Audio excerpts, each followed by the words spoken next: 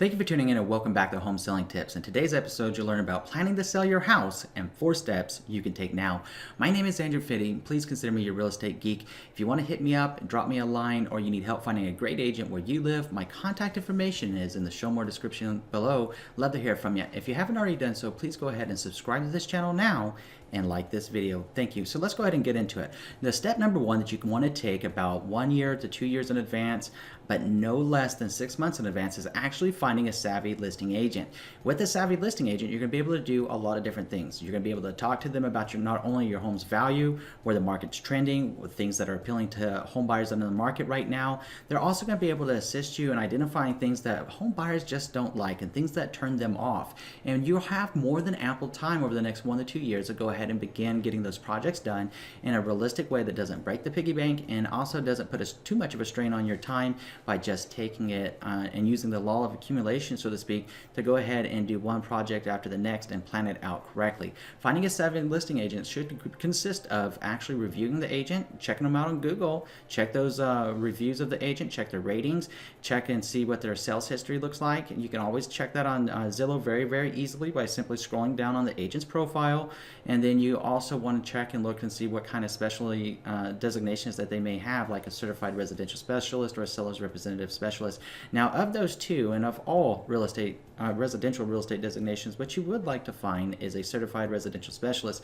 They are the top 3% of agents nationwide. If you need help finding one, let me know. I can put my CRS network to use for you because I am a certified residential specialist as well, and we're happy to help you in making sure that you plan this out correctly so that you can get the most money out of your home as possible. So the second thing that you can do right now is getting a formal property inspection. So depending on the size of your home, you're probably looking at a few $100s here. So the reason that you'd want to go ahead and get a formal property inspection is simple, because obviously a buyer that buys your home is going to be getting a home inspection as well. If you go ahead and take the first step in getting the home inspection done, you can do a couple of different things. Number 1, you can take a look at the home inspection report, begin making those repairs, begin addressing any issues that are identified from cosmetic to major issues that should be corrected before you go on the market. And that's the trick, is before you go on the market getting this done in advance, you have more than enough time going back to why you want to find a savvy agent and things that you can do with getting projects done up front.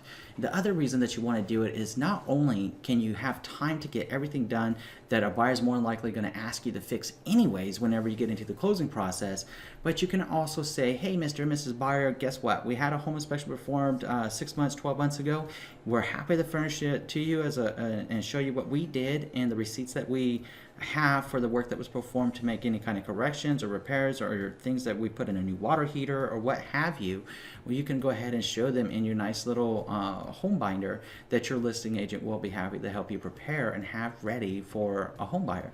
Doing so, the buyer might just say, you know, Mr. and Mrs. Seller, I really appreciate your thoughtfulness and kindness and go ahead and getting that done. We're comfortable with what you've done to the house, and now we're not going to get a home inspection. So let's just go ahead and move on to the next phase and get the appraiser in here and get past that phase so we can move forward in the closing process. Now, wouldn't that be great if you had a smooth and easygoing relationship with not only your listing agent, the listing agent with the buyer agent, but also with the buyers that are buying your new home? Wouldn't that bode well for your negotiations if anything does pop up? Of course it would. By being a little bit proactive up front, you can save yourself a lot of time and frustration and agony in the closing process by just planning it out right now before you go on the market.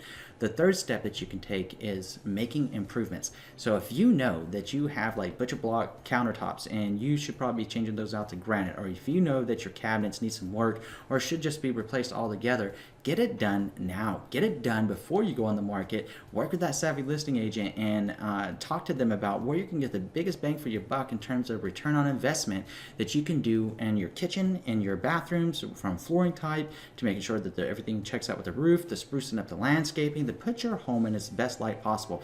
Keep in mind here, most buyers are getting a 30-year fixed rate mortgage. With a 30-year fixed rate mortgage, we got to be really aware that a buyer is kind of playing Match.com with your house.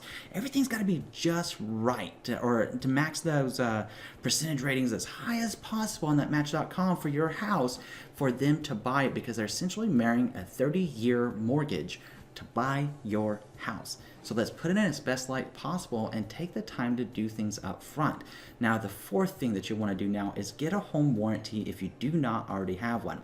And one of the biggest benefits to having a home warranty now and having one during your listing period is because if something goes out, let's say your water heater goes out, or something else that's covered underneath a home warranty, maybe the AC, maybe the heating goes out, you're going to pay a small copay essentially, most of them like $75 to $150 depending on the type of policy that you have and depending on the deductible that you opted for. And they're going to come in and are going to replace that stuff brand new. Now that's going to be nice because most water heaters are going to cost you $800 to $1,200 out of the box to go into your home. So if you only had to pay $75 to $150 and it saved you $1,200 or $1,000, wasn't that worth it? Oh yeah. And you're going to be able to say in your home buyer book, guess what? Brand new water heater just installed.